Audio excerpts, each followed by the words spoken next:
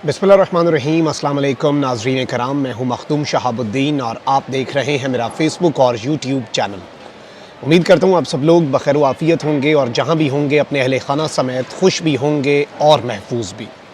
नाज़रीन कराम, एक जानिब आपके मुल्क की मईशत हिचकोले खा रही है, वहीं दूसरी जानिब मौजूदा हुकूमत, ये पीडीएम की हुकूमत, ये मिक्स अचार और ये चूं चूं का मुरब्बा जो है, भानमती का कुंबा, ये पाकिस्तान की मईशत नहीं बल्कि नेशनल सिक्योरिटी के लिए भी ज़हर कातिल साबित होता जा रहा है।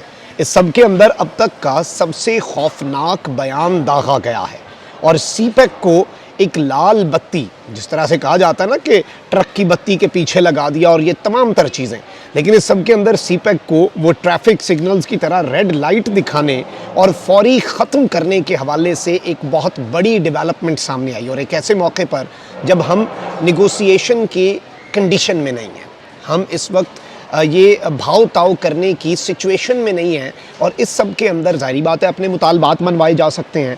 और यहाँ पर एक बड़ा अहम सवाल पैदा होता है कि क्या अमेरिका इमरान खान के आने से पहले चीन का बोरिया बिस्तर गोल करवाने का आगाज़ कर चुका है, क्योंकि इस चीज़ का इदराक ताकतवरों को भी हो चुका है, अमेरिका को भी हो चुका है, IMF को भी हो चुका है और तमाम तर सर्वेस भी इस जानिब बड़ा वाज़े इशारा कर रहे हैं कि अगली हुकूमत तो खान की ही है, इसमें there is no other option.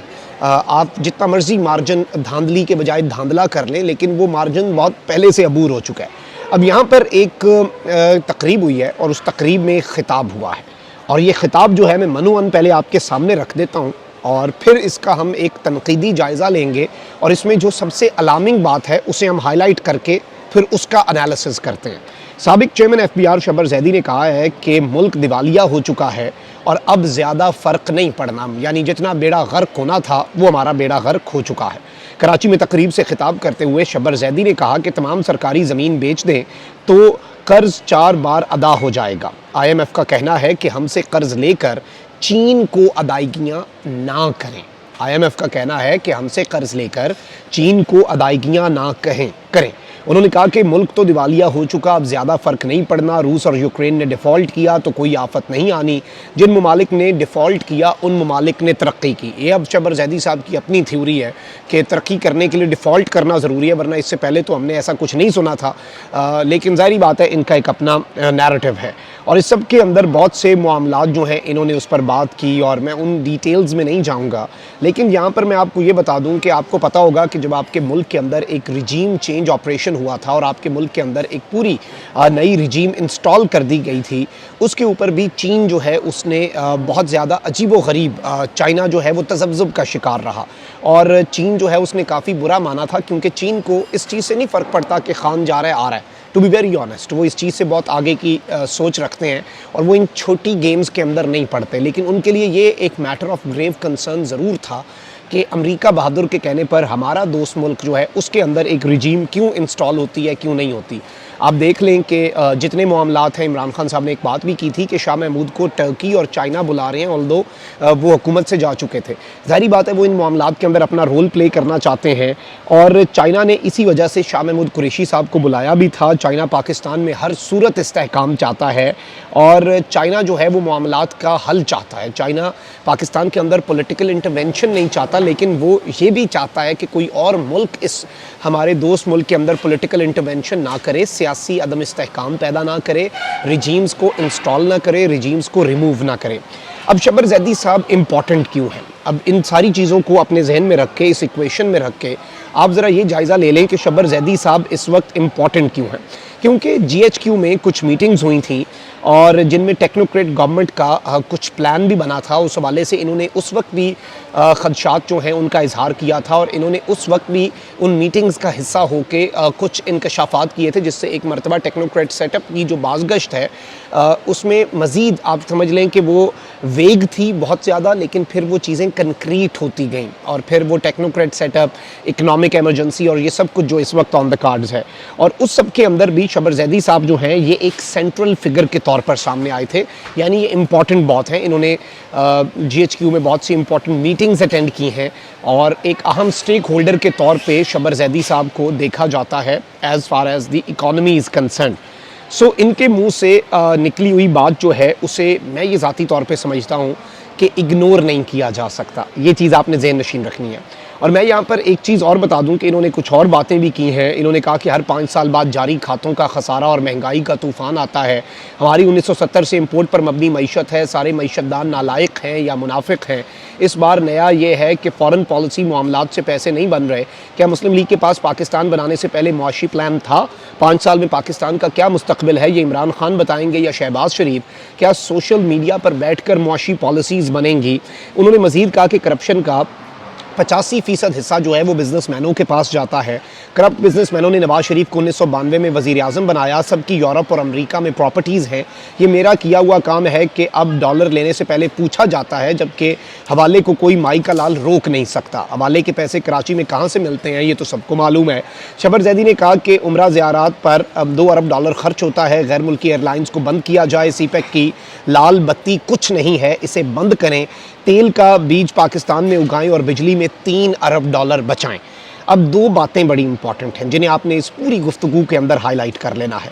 एक तो ये कि IMF का कहना है कि हमसे कर्ज लेकर आप चीन को अदायगियाँ ना करें। हमसे कर्ज लें और चाइना को अदायगियाँ ना करें, यानी IMF और वर्ल्ड पावर्स जो हैं वो चाइना से दूरी बरकरार रखना चाहते हैं और वो चाहते हैं कि पाकिस्तान भी ये दूरी जो है ये चीन के साथ बरकरार रखे। और इसके साथ ही साथ दूसरी बात जो इन्होंने कहा है कि सीपैक की लाल बत्ती कुछ नहीं है, इसे बंद करें, यानी सीपैक को बंद करें, इससे जान छुड़वाएं।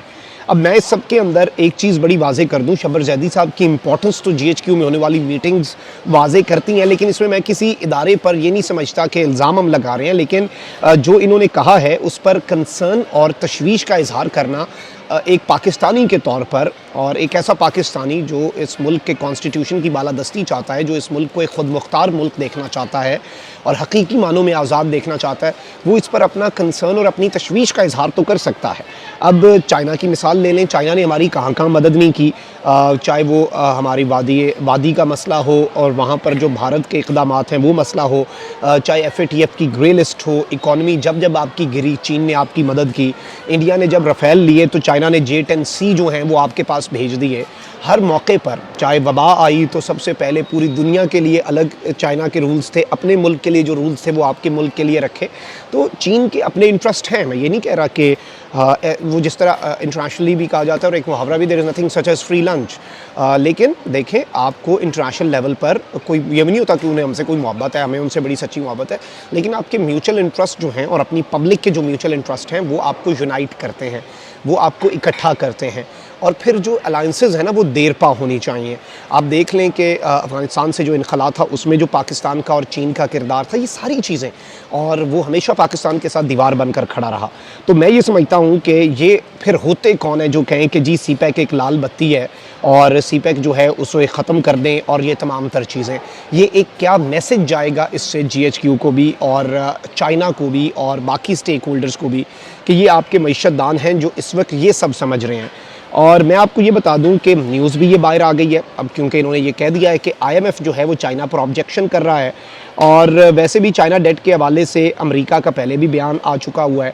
तो इस सब के अंदर सीपैक के ऊपर ये बातें, और आप देख लें कि पाकिस्तान की जो हुकूमत है उसने एक किफ़ायत शुआरी की कमेटी बनाई है, और ये जो किफ़ायत शुआरी की कमेटी है ना, इसने कहा है कि जो नॉन कॉम्बैट डिफेंस बजट है, यानी आपकी अफवाज का वो बजट जिसमें वो जंग नहीं लड़ रहे, जो कॉम्बैट में इस्तेमाल नहीं हो रही, उसमें 15% कटौती करना है। वेरी वेल एंड गुड, सबको किफ़ायत शुआरी अपनानी पड़ेगी और फ़ौज को भी इसमें अपना किरदार अदा करना चाहिए। लेकिन मैं इसे एक बड़े कंसर्न के तौर पर क्यों देख रहा हूँ, क्योंकि आप देखें कि श्रीलंका को अपनी फ़ौज जो है वो कम करनी पड़ गई थी। बहुत से ममालिक जो हैं उन्हें बहुत सी चीज़ों के ऊपर जब वो इकनॉमिकली कमज़ोर होते हैं तो उन्हें कॉम्प्रोमाइज़ करना पड़ता है। वाजपेयी साहब ने ये बात कही है कि ये अब एक इकनॉमिक एमरजेंसी लगा के ना, तो ये बेसिकली करना चाह रहे हैं कि अगर टेक्नोक्रेट की गुंजाइश नहीं पैदा हो रही ना, तो ये उससे भी बड़ी और उससे भी बड़ा ब्लंडर मारना चाहते हैं, उससे भी बड़ी वारदात डालना चाहते हैं। अब वो वारदात क्या है? वो वारदात आप समझें। वो वारदात ये है कि जी कौमी असम्बली को ये तूल दे दें, अपने इक़्तिदार को ये दवाम बख्श दें, साल मज़ीद ले आएँ अपने आप को। यानी ये जो इम्पोर्टेड टोला इस वक्त हमारे मुल्क पे नाफिज़ है, इसके हवाले से वो वाक़या भी मैंने सुनाया कि ये ऐसे हो चुका है जैसे एक बंदा चोर चोर का नारा लगाए और पूरे गांव को एक मैदान में इकट्ठा कर ले, पीछे से असल चोर आएँ उसके साथ मिले हुए और वो पूरे गांव का सफाया करके चले जाएं। हमारे साथ तो यही हुआ, हमें तो गुरबत ख़त्म करने का नारा लगा के ये आए, और सारी कौम को इधर लगाया, उधर देखना, पीछे से सारा सफाया करके, गरीब ख़त्म करके, अपने केस ख़त्म करके ये तो चलते बनेंगे, ये तो लंदन चले जाएंगे, ये तो जद्दे चले जाएंगे, अवाम किधर जाएगी। ये सारी चीज़ें अपनी जगह, लेकिन इस सब के अंदर इमरान खान साहब ये बात बार बार करते आए हैं कि ये एक इकनॉमिक हिटमैन के तौर पर पूरी गवर्नमेंट आई है। ये गवर्नमेंट पाकिस्तान को इकोनॉमिकली नहीं बल्कि पाकिस्तान की नेशनल सिक्योरिटी पर, जो बाइडन आपके एटमी असासों के ऊपर बात कर चुका है, मैं उस चीज़ को बार बार ये कहता हूँ कि कभी ना भूलें पाकिस्तानियों। वो वाइट हाउस की वेबसाइट पे आई थी, वो किसी वजह से आई थी। अमेरिका के सदर के एक भी चीज़ जो पब्लिक की जाती है वाइट हाउस की वेबसाइट पे, उसमें एक नुक्ता जो है ना, उसमें भी स्ट्रेटेजिक डेप्थ होती है। उसमें एक नुक्ता या एक कॉमा जो है, या एक एक्सक्लेमेशन मार्क या एक फुल स्टॉप जो है, लफ्ज़ तो दूर की बात, जुमला तो दूर की बात, जो हमारे एटमी असासों के बारे में बाइडन ने कही, उसकी भी बहुत ज़्यादा अहमियत होती है और वो बहुत दूर रस नताइज होते हैं। तो इस पूरी इक्वेशन में अब आप ये सब डालें, चाइना से दूरी, चाइना पर ऑब्जेक्शन, ये सब कुछ, और उसके साथ पाकिस्तान की फ़ौज, श्रीलंका की फ़ौज की तादाद कम करने का कहा गया खाने को है नहीं कुछ, तो वही बात हो गई ना कि आप कहें कि मेरे घर में कुछ नहीं पड़ा तो मैंने बाहर मुहाफिज क्यों रखना है, मैं बाहर 10 गार्ड किस चीज़ की हिफाजत कर रहे हैं, अंदर कुछ नहीं है, गार्ड कम कर दो। यही वो कहते हैं ना, वो आपको ये श्रीलंका को भी उन्होंने ये कहा, ये आपकी नेशनल सिक्योरिटी पे कितना बड़ा कॉम्प्रोमाइज़ है। हमारे एक तरफ अफगानिस्तान है, एक तरफ ईरान है, दूसरी तरफ इंडिया है, तो हमें तो ये सारे चैलेंजेस है। हमारी कोई आइडियल सिचुएशन तो है नहीं, हम कोई यूरोप के दरमियान में बैठे यूरोपियन यूनियन का मुल्क तो है नहीं। तो ये सारी चीज़ें जो हैं, इन्हें मैं समझता हूँ कि अंडरस्टैंड करने की ज़रूरत है और समझने की ज़रूरत है कि ये आखिर मामला किस तरफ को जा सकता है। और ये अलार्मिंग डेवलपमेंट्स हैं, ये बहुत बड़े ख़तरे की घंटी है मेरे नज़दीक। और इस पर कोई ये नहीं कह सकता कि चीन के साथ हमारे जितने अच्छे ताल्लुकात रहे हैं, कोई उठ के ये कह दे कि सीपैक लाल बत्ती है, इसे बंद कर दें, ये कर दें, वो कर दें। क्यों करें बंद भाई? हम अपने इंटरेस्ट देखेंगे, हम दूसरे ममालिक के मफादात को क्यों देखें? हम दूसरे ममालिक के मफादात का तहफ़्फ़ुज़ क्यों करें? Why should be?